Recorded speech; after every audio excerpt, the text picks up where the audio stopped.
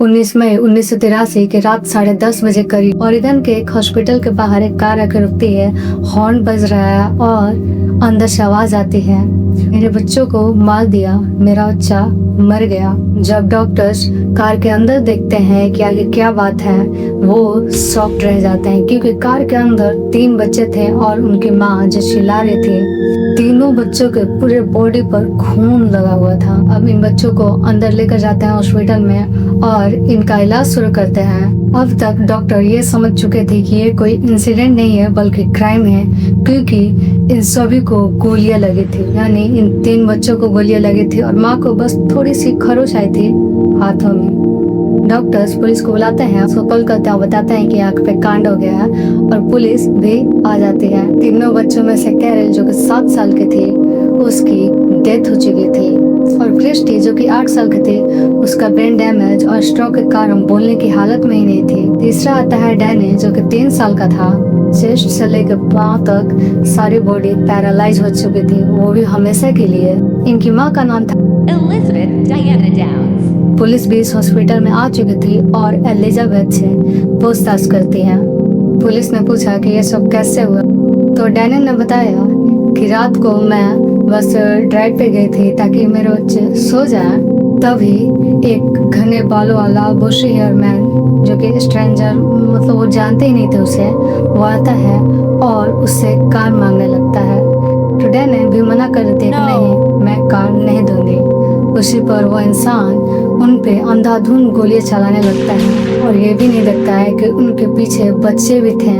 Police ने एक बात नोटिस की कि जब डैने की बेटी मर चुकी थी तब पर भी वो एक स्टाफ के साथ बहुत ही कामली बात कर रही थी। उसे थोड़ी सी भी दुख नहीं थी कि उसकी बेटी की मौत अभी अभी हुई है और वो इजीली बात कर रही थी और वो जब रो रही थी फिर भी उसके आंखों से पानी नहीं गिर रहा था। हॉस्पिटल में जब उसका कॉल रिकॉर्ड चेक किया था तो पता चलता है कि उसने अपने किसी भी फैमिली मेंबर को कॉल ही नहीं किया बल्कि एक लड़के को कॉल किया है। डैनियल ने बताया भागने की कोशिश की थी लेकिन डोर बाहर से लॉक था। इन्वेस्टिगेशन चल रहा था।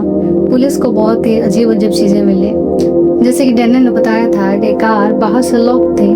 टीम ने बताया कि कार पर बाहर से कोई निशान ही नहीं है और गोली भी चली है तो अंदर से चली क्योंकि बाहर से कोई भी निशान नहीं है। तो क्या स्ट्रेंजर कार के अंदर बैठा था और कार के अंदर से एक गोली चला रहा था। जब पुलिस डैनी की हिस्ट्री देखते तो वो बहुत ही अजीब था। डैनी का जन्म 7 अगस्त 1955 यूएसए में हुआ था। डैनी का जन्म बचपन से ही एक बहुत ही स्ट्रिक्ट फैमिली में हुआ था जहाँ मेकअप मना था, फैशन मना था, बहुत ही ज्यादा वो था, कंट्रोल था। डैनी सिर्फ 18 साल की उम्र में शादी कर ली क्योंकि प्यार था घंटा। प्यार नहीं, बस वो घर से निकलने के लिए शादी की थी ताकि अपने स्ट्रिक्ट फैमिली से दूर जा सके। उसने स्टीवन डांस नाम के व्यक्ति से शादी कर ली और कुछ साल बाद इनके 3 बच्चे हुए, क्रिस्टी, कैली और डैनी। डैनी और स्टीवन के बीच में बहुत झगड़ा चल रहा था। डैनी को अब ये स्टीवन के साथ रहना बिल्कुल भी अच्छा नहीं लग रहा था। उसे चाहिए था एडवेंचर और एडवेंचर के चक्कर में उसने इतने अफेयर कर लिए कि स्टीवन बोला कि हाँ भाई मुझसे तो नहीं हो पाएगा, टाटा बाय बाय। 1980 में इनका डिवोर्स हो गया और डैनी ओरेगन शिफ्ट हो गई। डैनी अपने 3 बच्चों के साथ रहती थी। जब डैनी ओरेगन शिफ्ट हुई थी तो उसकी मुलाकात हुई थी रॉबर्ट से और धीरे धीरे ये लोग रिलेशनशिप में आ गए। अब क्रिस्टी बोलने की हालत में हो गई थी। डैनी कोर्ट में थी और क्रिस्टी भी अब बोलने की हालत में थी, उसे भी कोर्ट लाया गया और प्रोसिक्यूटर ने पूछा कि हाँ बेटा क्रिस्टी बताओ उस वक्त क्या हुआ और किसने तुम पे गोलियां चलाई।